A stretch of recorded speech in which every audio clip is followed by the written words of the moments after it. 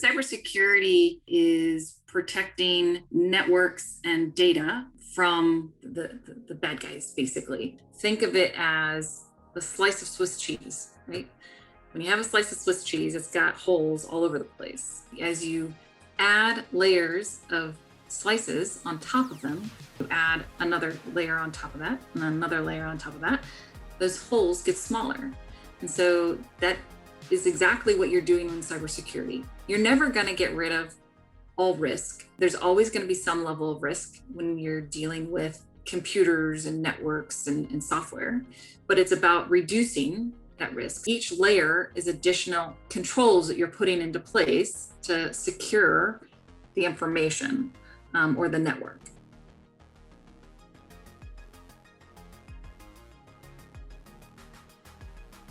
In fact, cybersecurity in its earliest iteration, which is around this time, was called internet security, because it was all a matter of how do you protect your own computers and networks. But if you were going to plug into the internet and start connecting all these separate standalone networks together all over the country and ultimately all over the world, how do you secure that? And looking back, I grew up in a family that loved to do puzzles, loved to do logic problems, loved to just talk about history and trivial facts. You know, we were always constantly trying to learn obscure truths about things that we'd encounter in our daily life. That's really what I enjoyed doing and what I found I had some aptitude at, which enabled me to score well on tests, which enabled me to get a job working for the National Security Agency, which really set my career in motion. You know, the military kind of forced me into it, to be fair, right? Because to be honest, I would never have picked computers when I first joined the service, because I didn't know anything about them. By being forced into that, and you know, really having to learn it and understand it, and then with the added impact of knowing that what I was doing on these computers, how I was making sure that they were secure, was really far-reaching impact. We're talking about the warfighter getting accurate data, right? That's secure, because if not, their lives are at risk. In a computer networking cyber world, it's the data on your devices, it's the data that's in the cloud being stored by others, it's the data that you're sending to and from somebody else on the other end. Data is not only the traditional things we think of in terms of personal information, let's say, like name, address, phone number, but it's also any type of identifying information.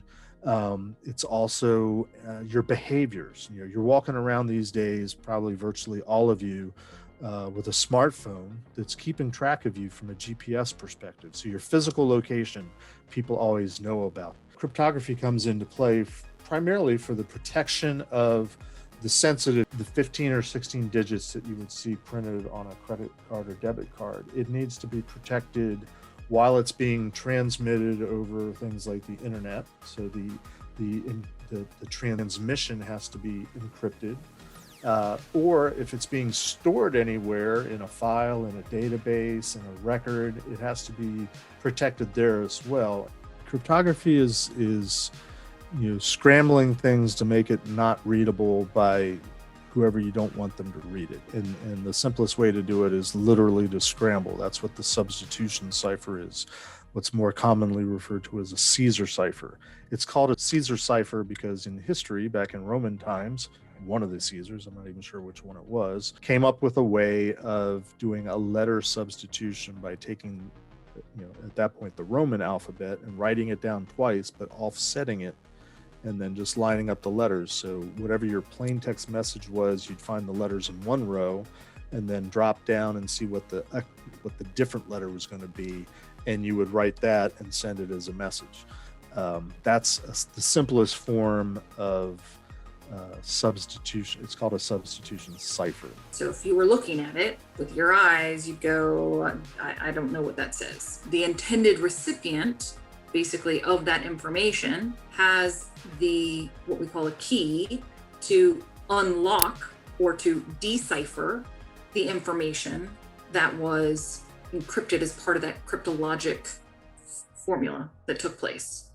The use of encryption is a standard tool that is used to ensure that that information is protected and is accessible by the intended recipient. Cybersecurity is just going to continue to grow.